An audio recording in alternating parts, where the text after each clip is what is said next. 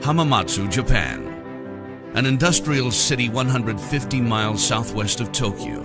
home to the Suzuki Motor Corporation, a company with over 100 years of manufacturing history.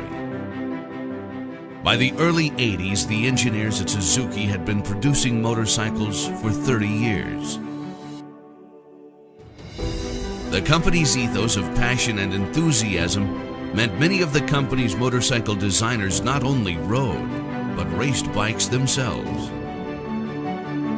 And their experiences racing on the track provided critical feedback in the unrelenting process of constantly redesigning and re-engineering Suzuki's next motorcycle. And in the mid-80s, the ceaseless effort of Suzuki's R&D team would culminate in the birth of a bike that would change the history of motorcycling forever. This is GSX-R, 30 years of performance.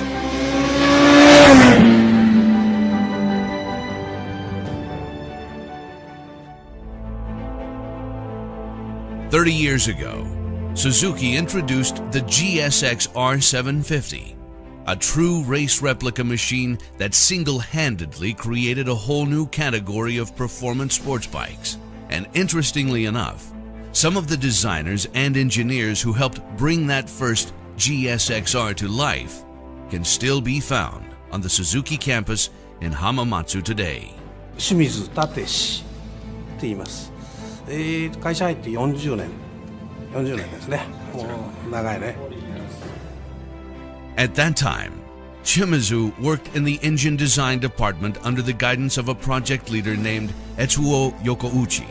A racer himself, Yokouchi began early development of the bike that would become the first GSX-R by challenging everything that the team knew about building a motorcycle meant for racing and starting the design process from scratch. 特にこの幽霊の7班はね、今回来るような話もあった横内さん、その当時の横内部長が最大馬力100馬力で最高速235キロだったかな。He challenged the engine and chassis teams to question the status quo. Once the horsepower and speed goals were set, the team knew that weight reduction would be a significant part of the design.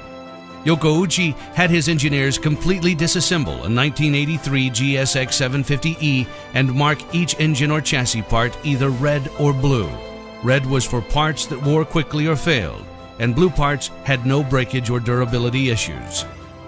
When the process was complete, most all of the parts had been marked blue,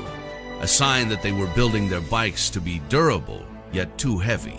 Their approach was too conservative. All that was about to change. E4 で先行実験を随分やってたんですよ。実はGSX-700 っていうのがあって、当時アメリカでね700以上の車の関税をものすごく上げた時があって、それでショートストロークの7班を作ったので、それのボアを広げて、当時としてはショートストロークの7班ができたので、それで先行実験やってて、でエアクリーナーマフラー付きで97馬力までは出してましたと立さんが。だけどそこまで出すとスパークプラグのネジのところにアルミが癒着して出てきちゃったり、シリンダーのスリーブがズルズルになっちゃったり、あとバルブが歪んじゃったりいろいろあっても、もうだけどもう馬力は出せるけど市販車として出すのは難しいなっていうふうに。One of the main problems the engine team was facing was heat dissipation. Water cooling was not a viable option at the time due to added weight.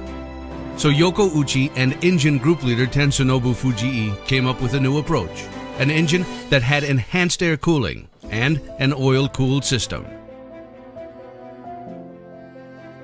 Every part of the new engine was also scrutinized for weight savings. And not only did they achieve weight savings, the engine was also durable. the engineers tested and ran the engine at redline for more than 24 hours with no breakage issues whatsoever. By reducing the number of components and welds required for the frame, they were able to get the frame weight down to just over 17.5 pounds, less than half the weight of the GSX-R's predecessor. In late 1984, the GSX-R was finally ready to be unveiled to the world at the Cologne show. When the cover was pulled off of the GSX-R 750, everything about the bike from its specs to its appearance electrified the motorcycle industry. This was a radically light, race-ready motorcycle, and something the general public did not expect from Suzuki, who was known at the time to be careful and conservative. The GSX-R 750 achieved a 1-2 finish in its World Endurance Championship debut race, the Le Mans 24-hour. And when the bikes began to reach the general public and began rolling out on the road and tracks worldwide, it did not take long for GSX-R's popularity to take off. さっき言ったね、さっきあそこで言ったように私サイクルワールドのテストでテキサスで24時間耐久行ったんですよ。でその時に750での最高記録を作ったよっていうことになって。During the late 80s and 90s, the GSX-R became known worldwide as a sport bike leader in racing, and development of the GSX-R models continued as new performance standards were sought after. The teams working behind the scenes on the bike had intimate and up-close feedback about improvements, because they were some of the people pushing the bike to its limits firsthand. ですからこの3人とずっと一緒に実験とか、あと社内クラブのチームタイタンっていうのだったもんで、うちがコアサイクルのエンジンやりだしたから耐久レースでなきゃいかんじゃないのっていうのがやっぱりレースチームの人から話があって、それで今度耐久レースあるから出ようってことで。例えばホンダとかヤマハとか川崎、みんな社内レーシングチームっていうかね、社員がやってたレーシングチームがあって、やっぱり鈴鹿の耐久なんかだとワークスが出てる中でその後社内のチームが出てた。でどこもそうは言ったって社内だもんで、どこがワークスでどこがチームだか分かんない、ライターが違うだけのような車になってるんですけど、そういう中で、自分らでエンジン作って車作ってでレース出てたと。Even to this day, the engineers who made up Team Titan are proud to recall some of their top finishes, and are quick to note that even amongst all the other professional and company teams, they frequently finished well and never fell below 10th place in the rankings. Not bad for a group of full-time engineers and designers.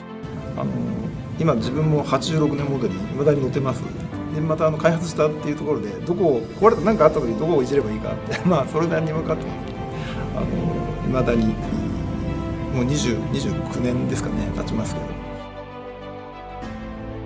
In the late 80s and throughout the mid-90s, Suzuki continued the development of the GSX-R, and every new model of the GSX-R was designed with new technology and improvements learned on racetracks from around the world.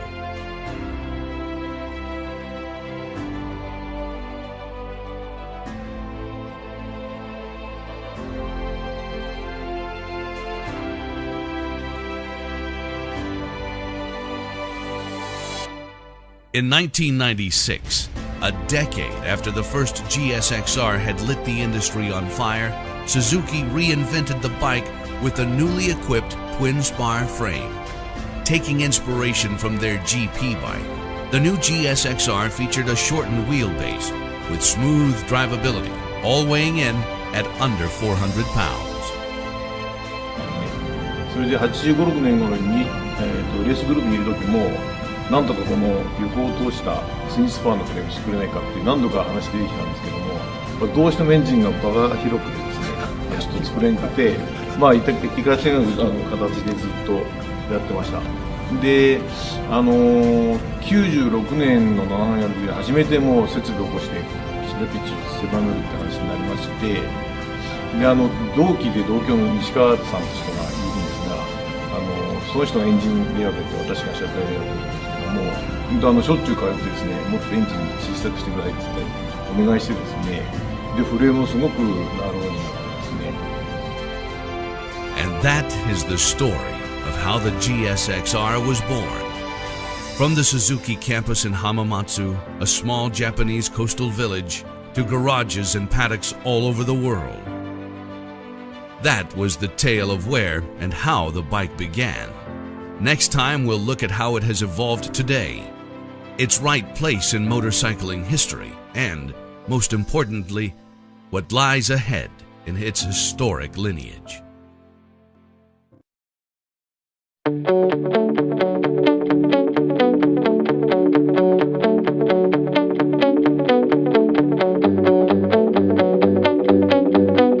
When you look back at the lineage of Suzuki's GSX-R and you see photos of different iterations of the bike from the past 30 years, you start to notice one thing. The changes to the bike are done through evolution, not revolution. Each new model year holds the distinctly GSX-R DNA at its core, while incorporating new, improved technology and hints of sleeker design cues. 進化っていうほど大げさな話じゃないんですけど、常に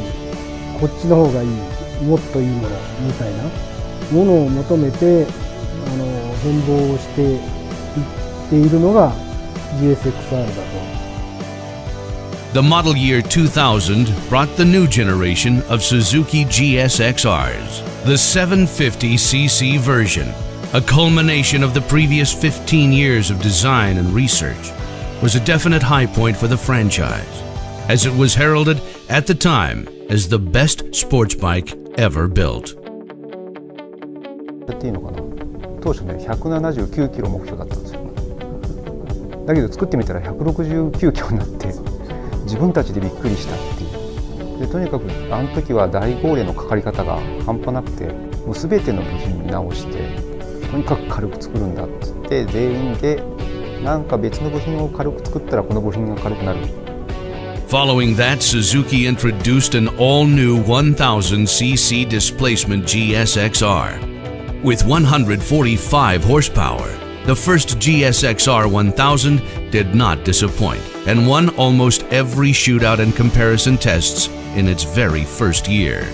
At that time, Suzuki's GSX-R lineup consisted of 3 displacements: 600cc, 750cc, and 1000cc.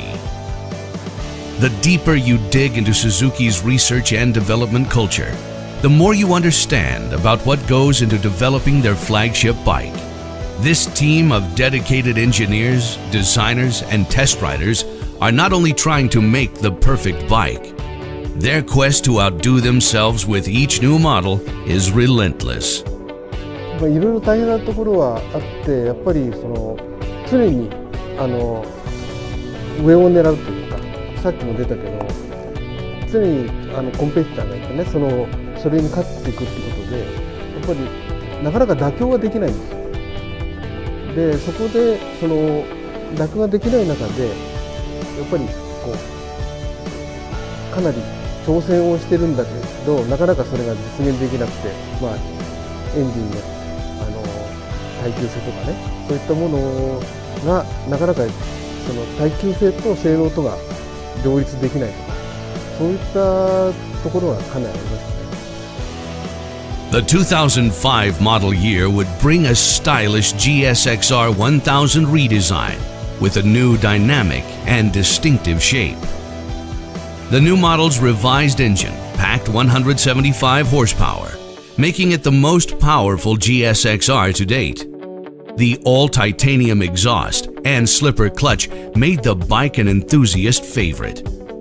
The bike won Suzuki's first World Superbike Championship and a number of national superbike titles. GSX-R シリーズの販売が非常に好調で、もう車内で作れないっていうところまで来たんですよ。だから非常にちょうど受け入れられて、世界的に受け入れられたっていうことで、その時が非常に私としては、私っていうかみんなでね作ったものが世界に受け入れられたということでGSX-R その3兄弟でもう全部ベストになった全部1位を取ったっていうそういう時代を経験しましたからその時がやっぱり一番良かった。And from 2007 until the present day, the innovation and constant refinement and meticulous attention to detail has remained as the GSX-R has continued to evolve. Racing has always been a significant part of the GSX-R DNA. Their mantra for decades has been simple: race on Sunday, sell on Monday. In other words, if these bikes perform on the track and do what they're meant to do during races, that impact will not be lost on consumers and will be more effective than any traditional form of marketing or advertising. And the GSX-R has always delivered results. In the US between 1999 and 2009, Suzuki won 10 of the 11 AMA Superbike Championships with Matt Mladen and Ben Spies at the helm. The brand has 13 AMA Superbike titles in total.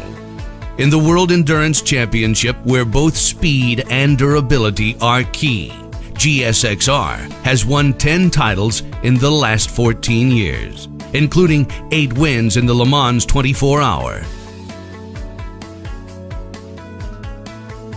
In short, no other single motorcycle has won more races and championships than the Suzuki GSX-R. None. 鈴木の技術部門にとって GSX-R っていう名前がやっぱり特別な存在なので、その名前をつけた機種をやるってなったらもう何を目指すかはみんな分かってるみたいなそんな感じでね。And the legacy continues with Suzuki's re-entry into MotoGP, with riders Alexei Spargaro and Maverick Vinales aboard the all-new GSX-R MotoGP bike.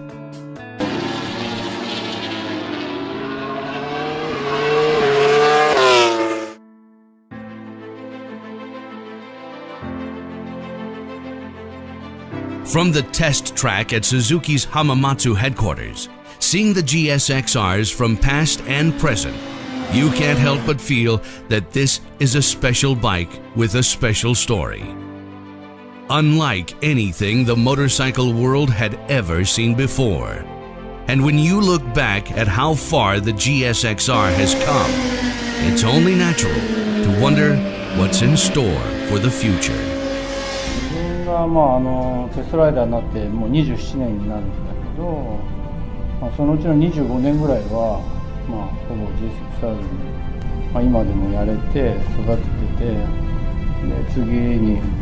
挑戦できるっていうことは、自分にとってライダーとしてね、すごく幸せかなというふうに思います。